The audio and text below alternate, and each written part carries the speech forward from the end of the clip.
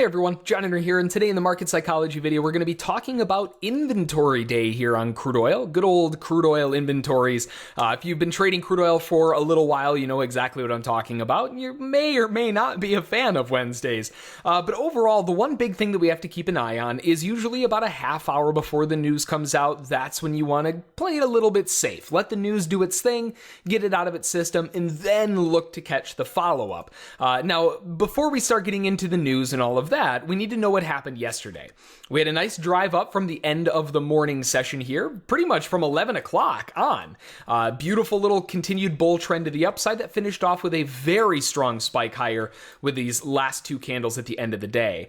That's likely going to cause a small gap higher, and that means that buyers that are in from yesterday are going to want to take profit when we open up. So that's what we saw today. We open up, not a very big gap up, but a nice small little gap there, and we end the first candle of the day with a strong bear candle. It's very likely now, since we know that there are a huge amount of buyers in this and they are going to want to take some profit off the table, to expect a little bit of a turn lower. And that allows you to sell this morning move just looking for a quick scalp to the downside. Maybe they want to fill the gap, maybe they don't, but paying attention to when the buyers come back in again, because they're going to want to buy cheap after having taken some money off the table. And cheap is a relative term. That might be on a gap fill, that might be on a huge pullback back to a double bottom. It could be many different things, but you need to pay attention to the signs of when the buyers think it's cheap. So we get a nice little scalp short to start the morning off, and that pushes down into a quick little two-legged move lower. And we get a huge bull engulfing candle. Now, an engulfing candle by itself isn't enough to get you enticed into a trade. But what is enough to get you enticed into the trade is the context of the situation. We know that buyers are taking profit off, and that's causing a little bit of a dip, but they're also going to want to buy when the market's cheap to reload and get the move going back to the upside. Along with that, we just had a beautiful sell candle come off that went one tick underneath, and it turned back higher. That's very likely now going to trap a lot of sellers, because all in one candle, it triggered them in and probably stopped them out. If they stayed in, then they're stuck. So that's a very big counter move against the bears, and they are going to hate everything about that. Knowing that information, that allows you to take that for a long, assuming that the sellers are just going to get stomped right back towards the high of the day. So a quick little move up. We begin pulling back after they tap that high of day. They tap the high of day by a couple ticks through the highs, and knowing that the sellers are out, any real move down is probably just the sellers trying to get out as close to break even as they can, minimizing that loss.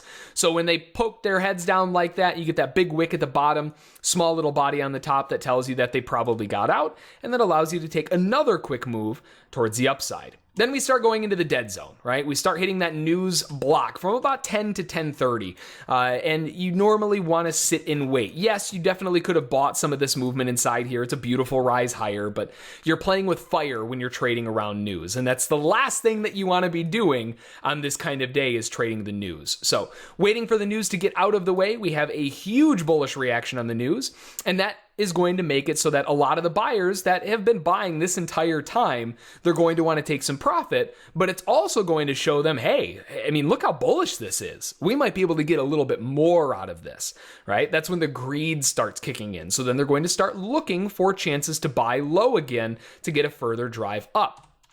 We want to see what the follow through is of that news candle. Strong bear candle trying to reverse the momentum, and it shot right back higher again. Very weak bear follow through tells us that the sellers have absolutely no case, and this was probably just buyers taking profit after that giant rip higher. After that big move up, we see the buyers come in heavy, but decent amount of wick on the top, very near the high. You could start buying there, but it's aggressive, and you have to assume that it's probably going to pull back a little bit if you do. So arguably, you could start buying there. You could even start buying there, but we want to see the sellers get out of the way, right? We want to trap the sellers in just like we did back here before we can get a good move going in the opposite direction. We have the first big bear candle show up of the morning that's immediately shut down by the buyers. That's our clue to jump in. And this is actually the trade of the day, so make sure to watch that video today.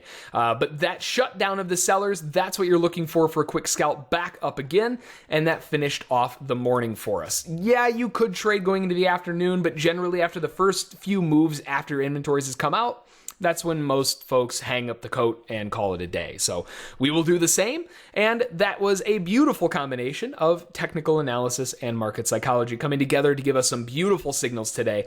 Now, that's going to do it for me. So hopefully you found it useful. Hopefully you found it interesting. And we'll see you next time.